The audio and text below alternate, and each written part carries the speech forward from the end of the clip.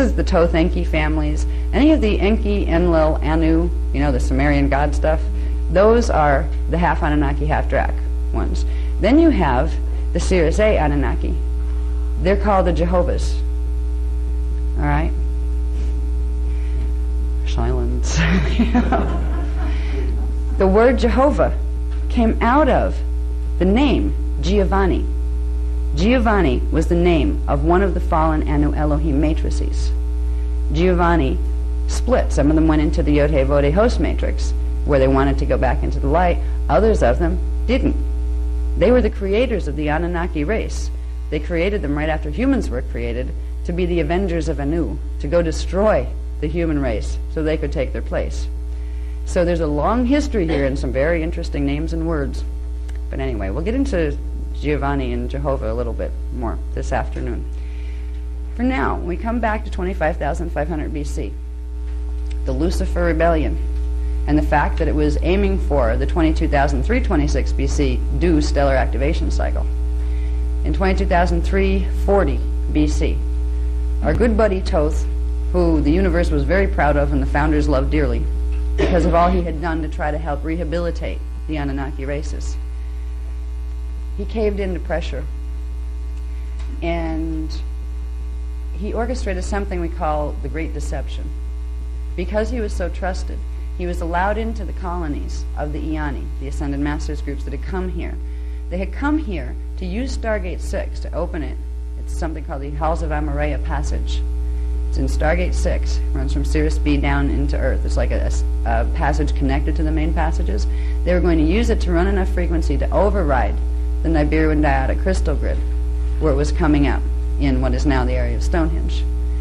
Thoth was supposed to assist in that process.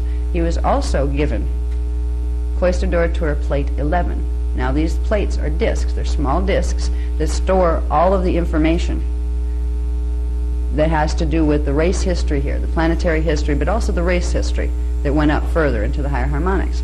He was supposed to translate verbally, not auditory, not in written form, because there was too much corruption to put it in written form on the planet then. He was supposed to take collectives of the Anu Melchizedek races, which were half human, half Anunnaki, and he was supposed to teach them the truth, the law of one. He was supposed to teach them the Maharata realities, the inner Christos. He was supposed to begin to teach them these things. Another little thing about the Cloister Tour plates, these are frequency holders and transmitters. They can also transmit frequency that activates something else called a Signet shield. There are 12 Cloister Tour plates that were created at the same time as 12 Signet shields. These look like hubcaps. Okay, they're bigger than the plates. You have the small plate, then you have a Signet shield. The Signet shields were given to the angelic human races in 2,460 BC, no, 246,000 BC, 246,000 BC. As part of the Emerald Covenant, they're remote activators for the Stargates. Okay, you can't activate the shield without the plate that goes with it. Thoth was entrusted with plate 11 in order to transmit information to help the Anu Melchizedek races, some of them, the ones that weren't totally corrupt at that point, to go into the light and to start, going into bioregenesis. He made a decision to side with the rest of his families, with the Enki family, and we call it Thoth Enki because that is a particular group. Thoth Enki is the Enki Anunnaki family that crossed with the Zephelium Draconians, which are the ones that created the Zetas. So you could be like Thoth Enki Zeta races. All right. Then there's the Marduk lines that cross with the Omicron Draconians, which are the ones that kind of look like dragons.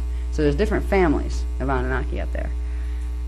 Thoth caved into the pressure of the thought of a united Anunnaki nation, where all these usually warring factions of Anunnaki, bunches of them were agreeing to come back together, and they were going to create a new paradise, and they were going to take good care of this time matrix, so I guess it was okay to take it over.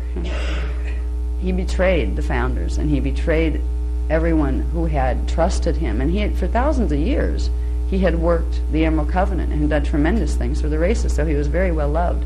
But he himself came in to the Iani colonies. The Iani colonies were on what was the remainder of the Lemurian continent. There wasn't much left of the Lemurian continent after it was destroyed in 50,000 BC, but there were some island nations left.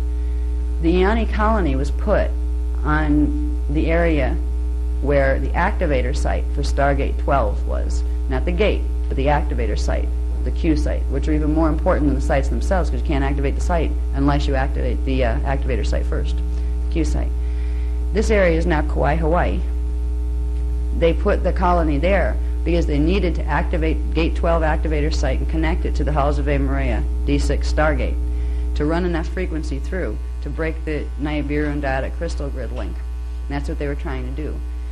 Thoth came in and handpicked a few Melchizedek priests, got them in because he was trusted, got them into the priest caste that were working with the Templar mechanics. And even though they're Melchizedek, we weren't prejudiced against Melchizedeks. As long as they were working the Emerald Covenant and could be trusted, they were welcome too to help with the planetary grids.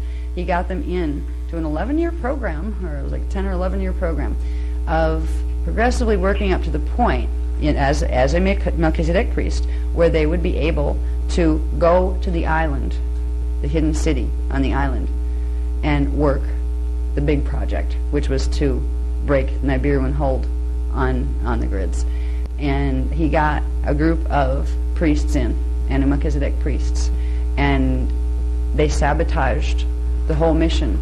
And then Thoth came in himself when it all went to heck. There were raids that came in directly from Nibiru, and Thoth was with one of them that landed in the Iani, on the Iani settlement. He gave them an opportunity, the Iani priests, they were given the opportunity they needed female breeders on Nibiru to get the codes. So the Iani women were offered an opportunity. If you don't want your husbands tortured and killed and sent over as basically fish bait to the corrupt Atlantean temples, we'll let them go, but you come with us. Thoth offered that deal. This is a good example of how wonderful things and horrible things can live in the same body.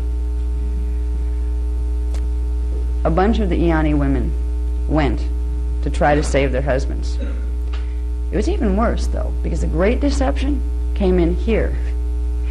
They were told. Now, we were all isolated, and I say we because I was there. That was one of my incarnational places. We came into an experience where all of a sudden there are spaceships coming from everywhere, and they're landing on the island, and they're Nibiruan spaceships. Everybody's scattering, like, oh no, what happened? They had jammed our communication lines to the inner Earth races and to Sirius B, which were our main outposts that we could receive off-planet information.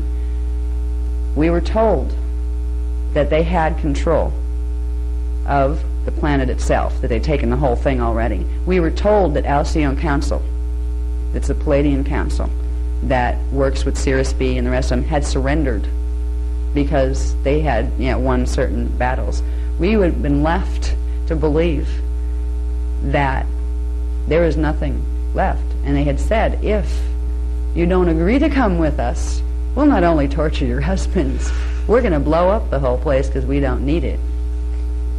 We'll get inner Earth, and then we'll destroy all the races on the face of the planet. So if you women of the Iani care about the other life forms on this planet, you'll agree to be our breeders. You'll agree to come to Nibiru with us, because if you don't, we'll do horrible things to this planet. We were under the understanding that, this is really bad. They have control of the whole thing. And without Alcyon Council to hold Gate 5, that meant they had Gate 5, not just Gate 4. That meant that the only hope of fixing anything was to stay alive long enough to try to figure out what to do next. So a bunch of the Iani women, because they thought that that's the way the reality was, the way it had been painted, they went with them to Nibiru to be breeders. But they didn't get to go before they got to be breeders. They had to make sure they were pregnant. There was a selection that was done. Only the best of them were chosen. Boy, did that imprint come through with us now. I think women get their total insecurity about how they look because they were treated like meat. Only the ones that had the right genetic characteristics, the right eye color, the right hair color, the right proportions, were allowed to even be selected. You got to remember, Iani women were guardian women. They also came in as part of what's called a gender twin set. They came in with their twins. something called the Maharic twins, which are their D12 level Christos twins. They're genetically bonded together, Iani twins. Male and female couples. They come in at the same time, and they have strand 1 through 6 polarized and separate, but strand 7 through 12 are bonded. So they're literally one being when you get to D7. They split up the Iani gender twin couples, and they forced the women to become breeders of Anunnaki. They raped them when necessary. If they liked one that didn't want to play the selection thing, go ahead, kill me and my mate, I don't care, we hate you, you know, that kind of thing. You're doing something terrible, we're not going to help you. They would rape them instead, and if they happened to be able to get them to conceive, they would keep them tied up until they delivered. The deception was so horrible, it just sent ripples all the way up through the time matrix, because this person had been trusted. And it's like, he was so good when he was good, but when he went bad, boy did he go bad.